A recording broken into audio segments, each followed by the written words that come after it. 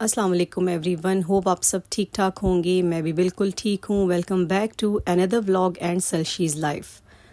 Morning walk तकरीबन हो गई थी और बस अपने प्लांट्स को देख रही थी कि पानी देने की ज़रूरत नहीं है इनको, क्योंकि 2 दिन पहले बारिश हुई थी बट मौसम चेंज हो गया है तो अब प्लांट्स इतने ज़्यादा ड्राई नहीं होते, इतना पानी एब्जॉर्ब कर लेते हैं कि मुझे डेली अब पानी नहीं देना पड़ता। तो बस फिर किचन में आ गई थी बच्चों का फटाफट लंच तैयार करने के लिए। आज लंच में उनको देना था चिकन टिक्का पराठा रोल। और पराठा मैंने अपने घर का जो नॉर्मल आटा होता है उसी का बनाया, स्पेशल मैंने मैदा नहीं गूंदा था। तो ये था जी पराठा रोल बच्चों के लंच के लिए। सिंपल इसमें मायो एंड केचप मैंने फिल कर दिया था और चिकन के पीसेस रख दिए थे। एक हेल्दी आइटम बच्चों को लंच में मिल गया था। उसके बाद मुझे बनानी थी माश की दाल, लंच डिनर दोनों के लिए। और क्योंकि सब बहुत शौक़ से खाते हैं और अगर दाल ना भी खाएं तो इसके पराठे बहुत शौक़ से खाते हैं, तो बहुत इजी था मेरे लिए बनाना, फटाफट बन जाती है दाल भी। And this is my tea time at 11 o'clock। Husband जब नाश्ता करते हैं तो मैं लाजमी आधा मग चाय लेती हूँ, क्योंकि मॉर्निंग में पी हुई होती है तो इस वक्त बहुत तलब होती है। और वैसे भी चाय से प्यार कुछ अलग ही है। जिस वक्त मुझे जो पूछेगा चाय मैं ज़रूर पीऊँगी। ओके जी, उसके बाद मुझे जाना था बच्चों के स्कूल क्योंकि थोड़ा काम था। लंच मैंने प्रिपेयर कर लिया था इसलिए थोड़ी केयर फ्री हो गई थी। वॉकिंग डिस्टेंस पे ही है बच्चों का स्कूल, इसलिए मेरे लिए बहुत इजी रहता है, किसी भी टाइम मैं चली जाती हूँ। और यहाँ की कैंटीन के समोसा रोल इंजॉय ना करना ऐसा हो नहीं सकता। ओके जी, जो मैंने दिखाई थी शॉपिंग, बहुत ही चीपेस्ट शॉपिंग मैंने की थी। अब उन्हीं तमाम बॉटल्स को रीफ़िल करने की बारी थी। तमाम बॉटल्स मैं अच्छी तरह वॉश कर ली थी। मैंने कर ली थी एक रात पहले और अब तो अच्छे से ड्राई हो चुकी थी। तो अब उन्हीं को मैं रीफ़िल करूँगी। थोड़ा सा आपको दिखाती हूँ कि पहले ये रैक कैसा लग रहा था। ये मैंने मंगवाया था, आई थिंक 2 महीने पहले मैंने मंगवाया था और इसकी सेटिंग कुछ ऐसी थी। उससे पहले मैं ये डिस्पेंसर सोप आपको दिखा दूं जिसका मैं लास्ट व्लॉग में ज़िक्र कर रही थी। ये मैंने मंगवाया था, कराची का ऑनलाइन स्टोर है even.pk से, 800 का। तो ये यहाँ से टूट गया है सेंटर में से और मुझे नहीं समझ आई, ना ही ये गिरा है ना ही इसके ऊपर कोई चीज़ गिरी है। तो ये कैसे टूट चुका है? नीचे बॉक्स बिल्कुल ठीक है और ऊपर जहाँ पंप करते हैं वो प्लास्टिक टूट गई है। तो अब इसको यूज़ करने का मेरा दिल नहीं कर रहा था। अच्छा जी, रैक को करते हैं जल्दी से खाली। ये था मेरा ऑलिव ऑयल जो कि मैंने बड़ी बॉटल से निकाल के कॉफ़ी बॉटल में सेव करके रखा हुआ था। मायो केचप मैं लाजमी बाहर रखती हूँ क्योंकि बार बार फ्रिज खोलते हैं बच्चे या कैबिनेट्स खोल के किचन की चले जाते हैं तो मुझे बहुत बुरा लगता है। यहाँ बहुत ईजी रहता है उनको यूज़ करना। गुड़ की बॉटल लाजमी पड़ी हुई होती है मेरे इस रैक में। ऐसा माशाल्लाह कॉम्पैक्ट है ना ये रैक, इतना सफिशिएंट है ये कि काफ़ी सारी बस यूज़ की चीज़ें इसमें आ जाती हैं। ये जी ब्लैक पेपर क्रशर था और ये भी मुझसे टूट गया था। इसकी प्लास्टिक आई थिंक अच्छी नहीं निकली, अंदर से जहाँ से ये क्रश करता है वहाँ से प्लास्टिक टूट गई थी। अब ये बॉटल भी वेस्ट हो गई है तो इसको भी मैं हटा दूँगी क्योंकि इसका कोई सोल्यूशन मुझे दिखा नहीं। इस आई थिंक कांच को कहीं यूज़ कर लेंगे डेकोरेशन में और इसका ये प्लास्टिक हेड मैं फेंक दूँगी। और इसमें भी मैं सॉल्ट ऐड कर दूँगी, ब्लैक पेपर हटा दूँगी क्योंकि ब्लैक पेपर कोई इतनी यूज़ नहीं करता तो इसको नमकदानी ही बना लेंगे हम। और ऑयल की ये जग मुझे फ़िलहाल तो बहुत अपना अच्छा लग रहा है। इसको चेंज मैंने नहीं किया क्योंकि मुझे 1 लीटर में कोई अच्छा जग मुनासिब प्राइस में नहीं मिल रहा। हम लोग यूज़ करते हैं ऑयल के पाउचेस, तो 1 लीटर जग मुझे बहुत ज़रूरी होता है मेरे लिए। तो ये मुझे रीज़नेबल प्राइस में मिल गया था, आई थिंक 550 और 600 में।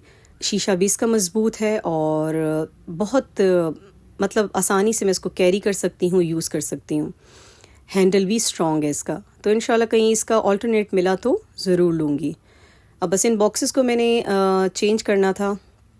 सॉल्ट का, पत्ती का, जो ब्लैक टी होती है हमारी चाय की पत्ती, उसका बॉक्स चेंज करना था। और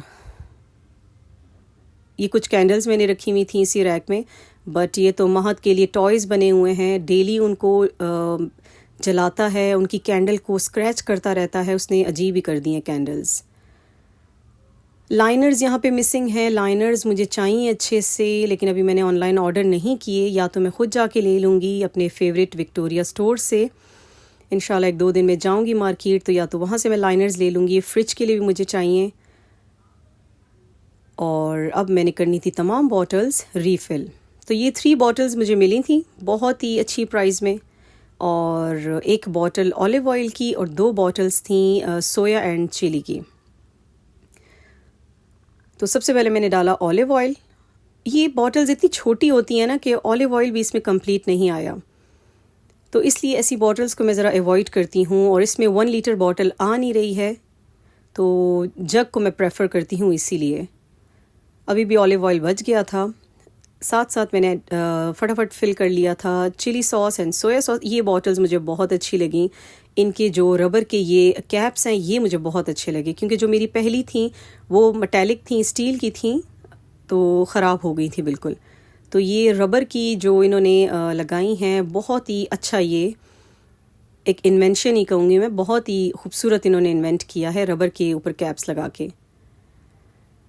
सो बॉटल्स यहाँ पे फिल हो रही थी, साथ साथ हर चीज़ संभल भी रही थी। और थोड़ी सी चेंज करने से कितना अच्छा लगता है ना, आपको ख़ुद कितना अच्छा लगता है। चीनी मैं हमेशा प्लास्टिक की बोतल में रखती हूँ, क्योंकि बच्चे नहीं कैरी कर सकते शीशा। मैं अभी भी प्लास्टिक की ही छोटी बोतल उनके लिए रखूँगी, ताकि शीशे की बोतल को ना टच करें। अच्छा, नमक यहाँ मैंने अभी पाउच नहीं निकाला था, तो जो था वही ऐड कर दिया था।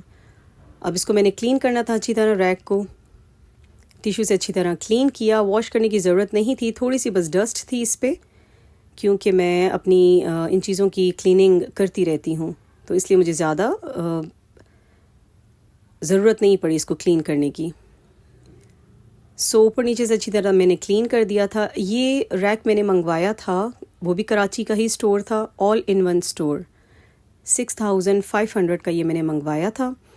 मुझे बहुत बहुत अच्छा लगा था जब वो एडवर्टाइज़ कर रहे थे, क्योंकि हमारे जैसे स्मॉल काउंटर टॉप्स के लिए बहुत ही बेस्ट है ये। इसमें जो इन्होंने सेपरेट ये रैक दिया हुआ है नाइफ्स के लिए, सॉरी रैक कह रही हूँ, एक पोर्शन दिया हुआ है नाइफ्स के लिए। चंद ये स्पैचुलास हैंग करने के लिए जो हुक्स दिए हुए हैं, और जो टीस्पून का अलग सा एक इन्होंने रैक दिया हुआ है, बहुत ही ज़बरदस्त है। और स्पेशली ये जो चॉपिंग बोर्ड्स और आपके जो छोटे छोटी डिशेस होती हैं, उनके लिए अलग एक पार्ट है। तो फर्स्ट लुक में ही मुझे इतना अच्छा लगा ये। मैंने इंस्टा पे इनको मैं फ़ॉलो करती थी, बट इतना ज़्यादा इनके आइटम्स मैंने कभी चेक नहीं किए थे। तो ये मुझे अपने छोटे से काउंटर टॉप के लिए बहुत अच्छा लगा, बहुत ही ऑर्गेनाइज्ड लगा। सो फ़ौरन मैंने फिर ये परचेज़ किया, और वाकई में बहुत अच्छी चीज़ है। आपकी नाइव्स, स्पैचुलास, टीस्पून्स, हर चीज़ अरेंज रहती है इसमें। तो इस तरह मैंने सेट कर लिया था। ये थी लुक। कैंडल भी रख दी थी और बहुत अच्छा मुझे लग रहा था, साथ में प्लांटर भी रख दिया था। अच्छा, इसके ऑपोजिट साइड पे दूसरा कॉर्नर भी मैंने चेंज कर दिया था। ये 2 मेरे पास थे कटलरी होल्डर्स कहूँगी मैं, दोनों के साथ स्टील के रैक्स थे। ये तो लिड होल्डर मैंने मंगवाया था ऑल इन वन स्टोर से ही, ये तो यहीं रहता है। इसकी स्पेस नहीं थी, ये जो डंडा दोरी होती है मार्बल की, इसकी स्पेस नहीं थी, तो इसकी स्पेस बनाने के लिए मैंने ये पिंक ऑर्गेनाइज़र स्लैब पे ही रख दिया है, अपने काउंटर पे ही रख दिया है। और उस पे मैंने रख दिया था अपना ब्लेंडर जो हर वक्त यूज़ होता है, चॉपर भी हटा दिया। और ये 2 कटलरी होल्डर्स मेरे पास थे, स्टील रैक्स में लगे हुए थे, इनके रैक्स मैंने हटा दिए। एक में मैंने सिलिकॉन के स्पैचुलास रख दिए हैं, और दूसरी में वुडन वाले रख दिए हैं, क्योंकि वुड स्पैचुलास भी मुझे बहुत अच्छे लगते हैं। और बस प्रॉब्लम ये है कि ये डार्क हो जाते हैं बहुत ज़्यादा। तो ये था जी हमारे छोटे से काउंटर टॉप का लुक। बस इसमें ये 2 बॉटल्स नहीं आ रही थी, इनको अभी मैंने निकाल दिया था, गुड़ एंड देसी घी की, क्योंकि ये राउंडेड हैं, ज़्यादा स्पेस ले रही थी, तो इनकी फ़िलहाल जगह नहीं थी रैक में। और ये बेचारी जो खाली हो गई थी नमकदानी का जो होल्डर था, इसमें फ़िलहाल मैंने ये 2 छोटी कैंडल्स रख दी थी, वैसे ही कि चलो ये भी फ्री ना रहे। हालांकि कैंडल्स ही महत के टॉयज़ हैं जिनको वो स्क्रैच करता रहता है डेली। यहीं तक था जी मेरा vlog. Like, subscribe and share ज़रूर कीजिएगा, और कमेंट ज़रूर कीजिएगा आपको कैसा लगता है। लेती हूँ आपसे इजाज़त। Thank you. अल्लाह हाफिज़।